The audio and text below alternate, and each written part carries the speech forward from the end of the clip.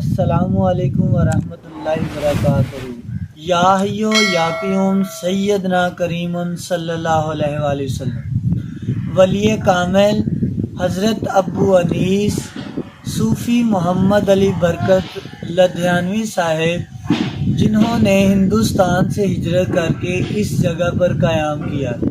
یہ وہ قیام گاہ ہے جہاں صوفی محمد برکت علی لدھیانوی صاحب تقریباً 2.25 سال تک ادھر رہے اور اللہ کی یاد میں انہوں نے ایک ککر کے درخت کے نیچے قیام کیا اور اللہ کی عبادت میں مشغول رہے۔ اس کے علاوہ آپ ہی کے دور میں یہاں کلیہ شریف کے اندر جن کا دربار ہے حضرت پیر صابر پیا، ان کی یاد میں ایک مرکز بنایا گیا ہے اور مریدین نے ادھر فیصل مسجد کے نام سے ایک چھوٹی سی مسجد بھی تعمیر کی ہے جو موجودہ حالات میں زیر تعمیر ہے۔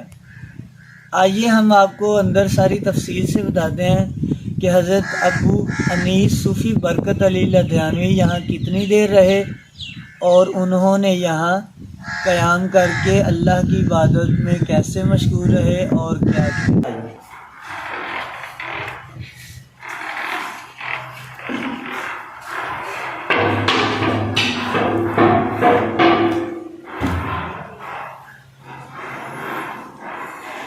بہت ہی خوبصورت آراستہ کیا ہوا یہ کمرہ نما، یہ وہ جگہ ہے جہاں حضرت صوفی برکت علی لدھیانوی اپنے پیر و مرشد کی یاد میں یہ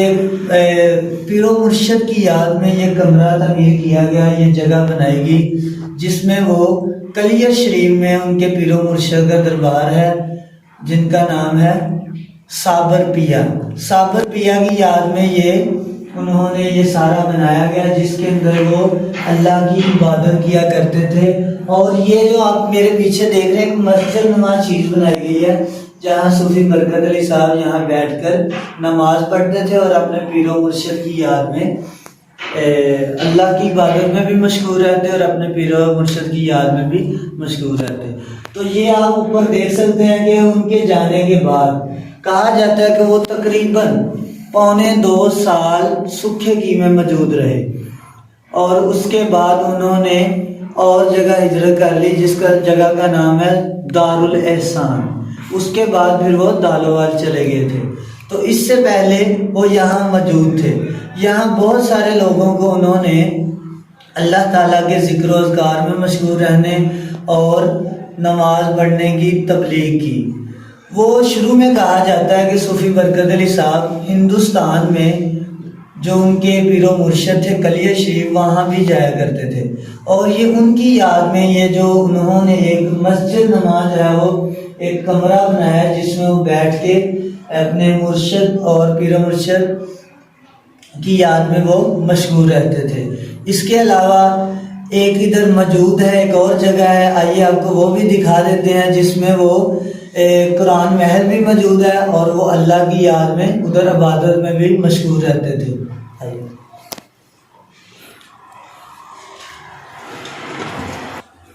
یا حیو یا قیوم سیدنا کریم صلی اللہ علیہ وآلہ وسلم۔ یہ ہے بابا جی صوفی برکت علی لدھیانوی صاحب اس جگہ پہ بیٹھ کے مراقبے میں کہہ لیں یا ایک اللہ کی یاد میں وہ مشغول رہتے تھے۔ یہ ہے وہ کیکر کا درخت جہاں صوفی برکت علی لدھیانوی صاحب جب ہندوستان سے یہاں ہجرت کی اللہ کی یاد میں تو اس جگہ پہ وہ بیٹھ کے اللہ تعالیٰ کا ذکر کیا کرتے تھے۔ آپ دیکھ رہے ہیں کہ جو میرے پیچھے سبز رنگ کے پردے لگے ہوئے ہیں، ان پردوں کے پیچھے اللہ تعالیٰ کی مقدس کتاب قرآن مجید ہے۔ یہ سارے پردوں کے پیچھے قرآن مجید موجود ہے، اسی لیے اس کو قرآن محل بھی کہا جاتا ہے۔ اس کے علاوہ جہاں انہوں نے ہجرت کی ہے وہاں بھی قرآن محل بنائے گئے ہیں۔ تو اللہ کی مقدس کتاب سے صوفی برکت علی لدھیانوی صاحب کو بہت محبت تھی اور کہا جاتا ہے کہ وہ اپنے ہاتھوں سے بھی قرآن پاک جو ہے وہ لکھا کرتے تھے۔ اس کے علاوہ یہ جو جگہ عبادت کے لیے بنائی گئی ہے یہاں صوفی صاحب برکت علی لدھیانوی اس کیکر کے درخت کے نیچے بیٹھ کر اپنی اللہ کی عبادت کے لیے مشغول رہتے تھے اور اللہ کا ذکر کرتے اور قرآن پاک کی تلاوت کرتے۔ اس کے علاوہ کہا جاتا ہے کہ انہوں نے اس جگہ کے بعد کئی ہجرتیں کی ہیں، ٹوٹل کہا جاتا ہے کہ تقریباً 40 کے قریب جو ہے وہ انہوں نے اللہ تعالیٰ کے دین کی خاطر جو ہے وہ 40 ہجرتیں کم و بیش کی ہیں۔ تو اس دربار شریف کے اندر ایک مسجد بنائی گئی ہے، آئیے ہم اس مسجد کے بارے میں بھی آپ کو یہ ہے وہ چھوٹی مسجد جو فیصل مسجد کے نام سے منسوب کی گئی ہے۔ یہ مسجد صوفی صاحب محمد برکت علی لدھیانوی صاحب کے جانے کے بعد یہ مسجد جو ہے وہ بنائی گئی، اور ابھی بھی اس کا کام جو ہے وہ یہ زیر تعمیر ہے۔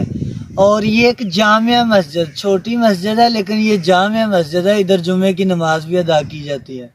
تو دوستو، ہم آپ کو، ہمارے ناظرین جتنے بھی ہیں، ہم آپ کو کوشش کرتے ہیں کہ آپ کو وہ چیزیں دکھائیں جو آپ بھی دیکھیں، اور انشاءاللہ آپ کو مزہ آئے گا اور سرور آئے گا۔